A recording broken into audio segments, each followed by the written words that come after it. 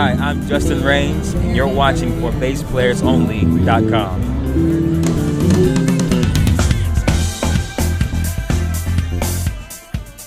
Hi everyone, John Liebman here. You're watching for BassPlayersOnly.com. We're coming to you today from the MTD booth at the 2018 NAMM show, Anaheim, California, with our special guest, Mr. Justin Raines. What's up, Justin? How you doing? Doing all right. It's good to see you. We've kind of communicated for a while. This is the first time we actually sat down together for an interview, so I'm excited about that and glad to have you on the site. Awesome, thank you. You're originally from Pittsburgh, I understand? Yes. Tell me about your earliest introduction to music and how you became a bass player. Sure. So, like you said, I'm originally from Pittsburgh, Pennsylvania. I actually started playing trumpet in the 5th grade, so around 94, 95. And you were in 5th grade in 94, 95? Never mind, I digress. Go ahead. Yes. From that time, I had a lot of great teachers that saw greatness. They saw greatness in me. And so I was introduced to a performing arts middle school in Pittsburgh, Pennsylvania called Rogers. And from there, a lot of experiences from heavy and jazz. And it was all trumpet. And going to performing arts high school from there.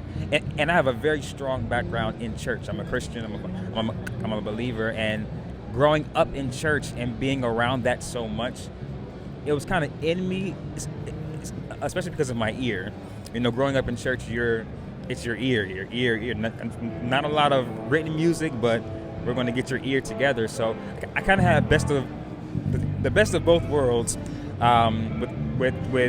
with training my ear and then going to school and actually getting the actual training at a performing arts middle school and high school. How about the transition from trumpet to bass? How did that come about? So that came about in the 10th grade. I was playing lead trumpet, and we didn't have any bass students. All of our bass students, they only wanted to play in the symphony orchestra. Nobody wanted to play in jazz band. So, and we had a plethora of trumpet players. So I said, I'll learn bass. And I knew the theory and everything. I just had to get my hands to get out what I had in my head. You talking electric or upright? Electric. And my guitar teacher at the time, he showed me one scale. He showed me the A-flat major scale, and I kind of. It's an odd one to start with.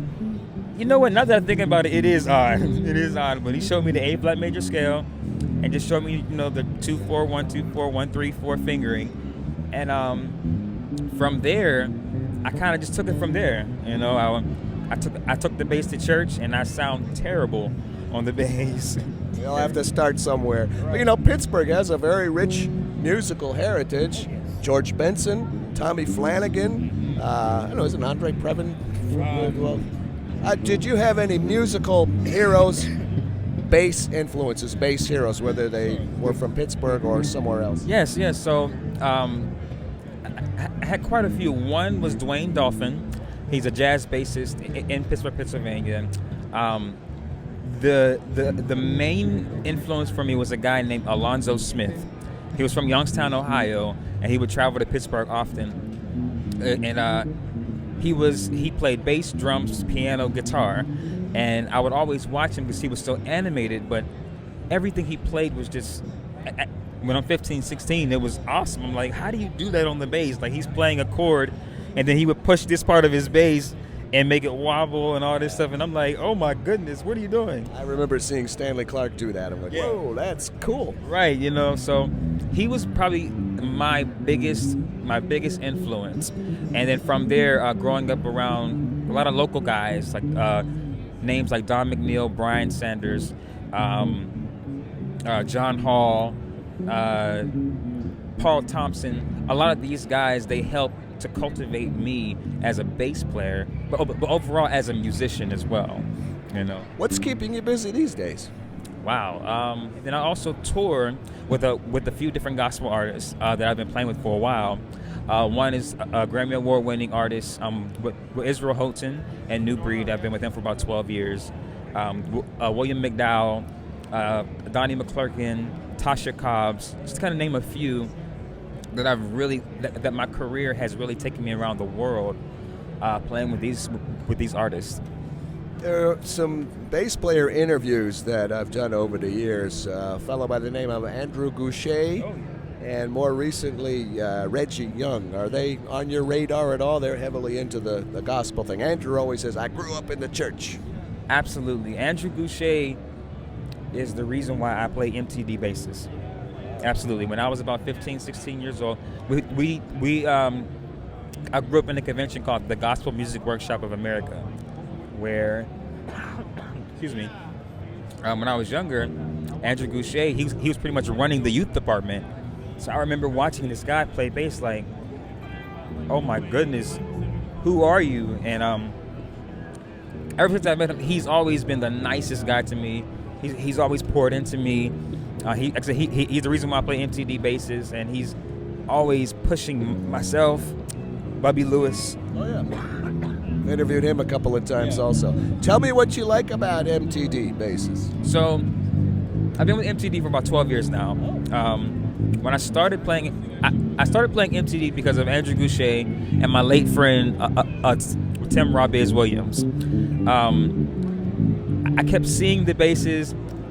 I was in college at Berklee College of Music, and I kept seeing these basses. I'm like, let me just try them out. And I remember picking up one of my friend's MTDs, didn't plug it in, and I was like, I love the way this thing feels. Like, it just feels amazing.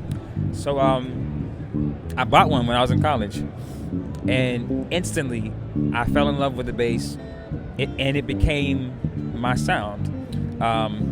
What is it that you love about it so much? Is it the shape, the feel, the wood, the sound, all of the above, I guess?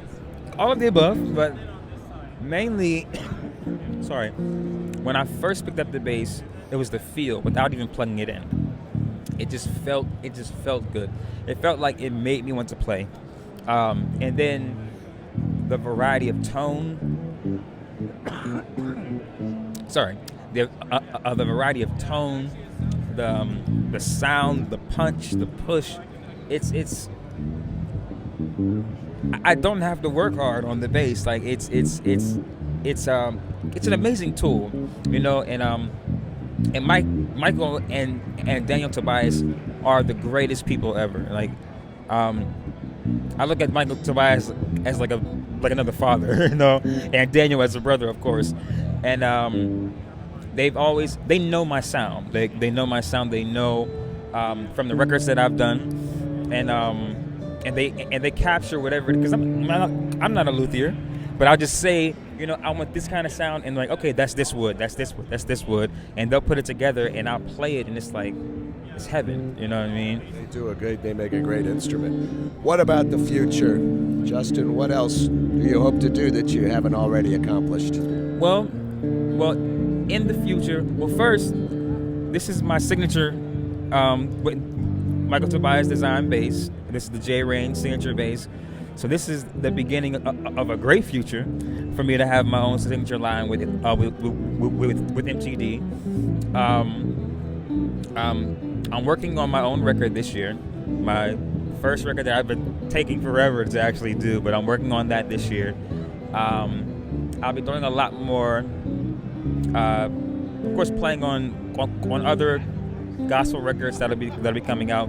But what's most important to my heart is my own record, expanding J Rain's lessons, and something that's a little bit personal to me is I'm going to be writing a book based on the last 7 years of my life. I had a kidney transplant 4 years ago, and just kind of talking about life as a married man with children on dialysis, transitioning over to having a kidney transplant, and still doing what you love to do as a career, and succeeding. Well, you look wonderful. Thank you. You look marvelous. Thank you. Absolutely. Let me ask you one more question. If you can imagine, what would you be if you weren't a bass player? Something outside of music.